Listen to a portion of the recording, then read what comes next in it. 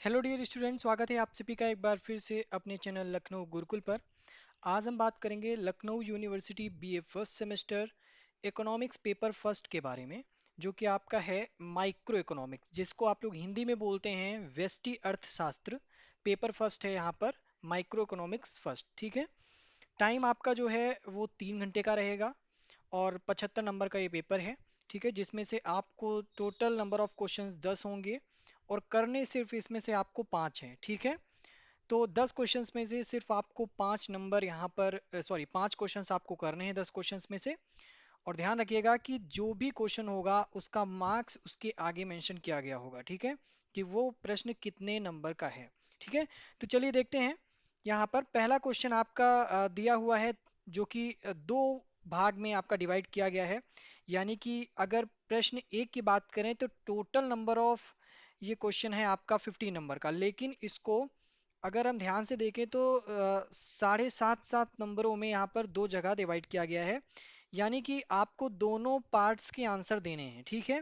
पहला आपको स्थैतिक एवं प्रायोगिक अर्थशास्त्र में भेद करना है, differentiate between static and dynamic economics. तो आपको 7.5 नंबर इसका मिलेगा। और बाद में आपको एक्सप्लेन करना है basic concepts of micro and macro economics. व्यष्टि एवं समष्टि अर्थशास्त्र की आधारभूत अवधारणाओं की आपको यहाँ पर व्याख्या करनी है। ठीक है। अगर आप कोई एक करके आते हैं तो वो मार्क्स आपका 7.5 नंबर पर ही गिना जाएगा। ठीक है, उससे आगे नहीं बढ़ेगा। जब आप दोनों करेंगे तो दोनों के अकॉर्डिंग जितना कंटेंट आपने लिखा होगा उस हिसाब से डिवाइडेशन होगा आपके मार्क्स का। ठीक है। तो ये आपका पहला क्वेश्चन था। क्वेश्चन कैसे आते हैं ये बहुत इंपॉर्टेंट है देखना। ठीक है, एक स्टूडेंट के नाते। अगला प्रश्न है कि economics is a science which studies human behaviour as a relationship between ends and scarce means which have alternative uses, critically evaluate this statement. अर्थशास्त्र वह विज्ञान है जो उद्देश्यों और वैकल्पिक उपयोगों और वाले दुर्लभ साधनों के बीच संबंध में व्यवहार का अध्ययन करता है।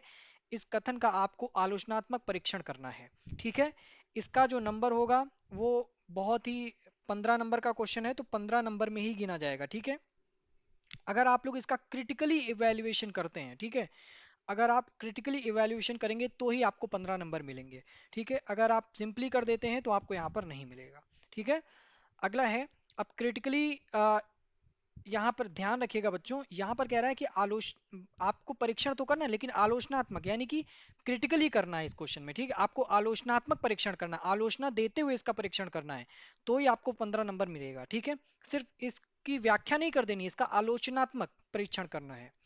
अगला प्रश्न है आपका तीसरा कि explain the concept of opportunity cost, how can you explain it with the help of production possibility curve.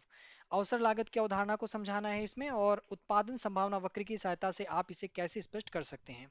एक चीज ध्यान रखिएगा, 7.5 नंबर का ये क्वेश्चन है, और इसका जो बी पार्ट है आपका, इसमें explain substitution effect with the help of diagram, प्रतिस्थापन प्रभाव को आपको यहाँ पर समझाना है। दोनों का 7.5 नंबर 7.5 नंबर दिया गया है, जो कि टोटल नंबर ऑफ होगा आपका 15। ठीक है, 15 नंबर का ये पूरा क्वेश्चन है। लेकिन ध्यान रखिएगा कि ये जो 7.5 नंबर का पहला वाला क्वेश्चन है, ए नंबर का, ठीक है, इसमें आपके 7.5 नंबर में भी कुछ डिवाइड किया गया होगा, क्योंकि पहले आपको अवसर लागत की अवधारणा को समझाना है। ये तो एक अलग क्वेश्चन हो गया। फिर अलग क्वेश्चन है आपका कि उत्पादन संभावना वक्र की सहायता से इसे आप स्पष्ट कीजिए। यानी कि क्वेश्चन ए में भी दो क्वेश्चन छिपे हुए हैं, पहला इसकी अवधारणा और दूसरा आपको उत्पादन संभावना वक्र को समझाना है। ठीक है, तो ये ध्यान में रखिएगा, उसी हिसाब से जिस हिसाब से क्वेश्चन कर रहा है आप क्वेश्चंस को सॉल्व कीजिएगा। अगला है कि what do you mean by law of demand, explain the factors of effect demand function. 15 number का क्वेश्चन है, लेकिन इनडायरेक्टली ये 7.5 नंबर का क्वेश्चन है। कैसे कह सकते हैं, पहला क्वेश्चन आपका यही है कि मांग के नियम से आप क्या समझते हैं। 7.5 नंबर का एक क्वेश्चन होगा इनडायरेक्टली, और इनडायरेक्टली 7.5 नंबर का क्वेश्चन होगा कि मांग फलन को प्रभावित करने वाले कारकों की यहाँ पर व्याख्या कीजिए। ठीक है, दिया हुआ है 15 नंबर, लेकिन आपको मान के चलना है एक क्वेश्चन में दो क्वेश्चन छिपे हुए हैं, इसका मतलब 7.5 नंबर का क्वेश्चन है। अगला प्रश्न है आपका, differentiate between total and marginal utility, prove that when a commodity's marginal utility is zero then total utility is maximum। ठीक है, कुल उपयोगिता एवं सीमांत उपयोगिता में विभेद करना है। सिद्ध कीजिए कि जब किसी एक वस्तु की सीमांत उपयोगिता शून्य होती है तो उसकी कुल उपयोगिता अधिक पहले क्वेश्चन में टोटल नंबर ऑफ क्वेश्चन 15 है, यहाँ पर 7.5 नंबर आपको इसका दिया जाएगा और 7.5 नंबर आपको दूसरे प्रश्न का इसी में जो पूछ रहा है उसका मिलेगा। ठीक है, हो सकता है कि कुछ और भी यहाँ पर कैलकुलेशन हो। ठीक है, हो सकता है इसका कम नंबर हो, इसका ज्यादा नंबर हो, लेकिन टोटल नंबर ऑफ 15 ही होगा। ठीक है, इसकी व्याख्या आपको, अगर आप इसकी व्याख्या नहीं करेंगे, सीमांत उपयुक्तता शून्य होती, इसको स्पष्ट नहीं करेंगे, तो आप यहाँ पर सिर्फ इसको व्याख्या करके आएंगे तो नंबर नहीं मिलेंगे पूरे। ठीक है, तो उस क्वेश्चन के अंदर कितने क्वेश्चन पूछ रहा है इंपॉर्टेंट है, मैं बार बार आपसे ये चीज कह रहा हूँ। ठीक है, अब बढ़ते हैं आगे। अगला क्वेश्चन है कि discuss the main properties of indifference curve, how is indifference curve analysis superior to cardinal utility analysis. तटस्थता वक्र की मुख्य विशेषताओं की विवेचना करनी है और तटस्थता वक्र विश्लेषण गणनात्मक विश्लेषण से कैसे उत्तम है। तो पहला क्वेश्चन आपका ये यही हो गया और दूसरा क्वेश्चन आपका ये सेकंड वाला हो गया। तो अगर आप इसको डिवाइड करेंगे तो 7.5 नंबर का आएगा। टोटल नंबर ऑफ मार्क्स हैं आपके 15। ठीक है, अब बढ़ते हैं आगे।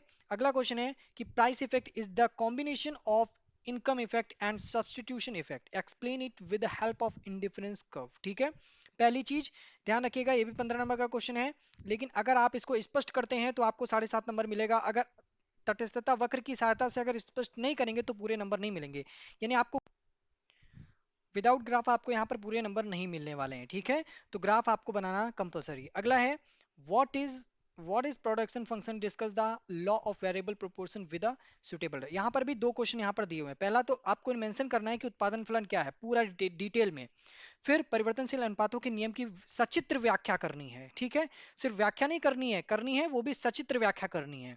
ठीक है, चित्र बनाकर यानी ग्राफ डायग्राम बना करके आपको व्याख्या करनी है।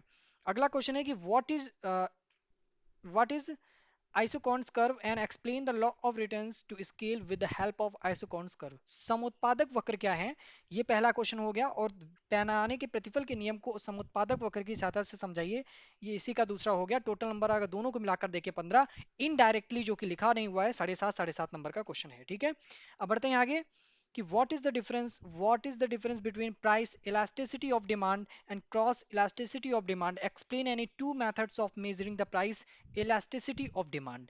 मांग की कीमत लोच और मांग की आड़ी लोच में क्या अंतर है, ये आपका एक क्वेश्चन हुआ, इसको डिफरेंस करना है, और फिर आपको मांग की कीमत लोच में किन्हीं दो विधियों को स्पष्ट करना है।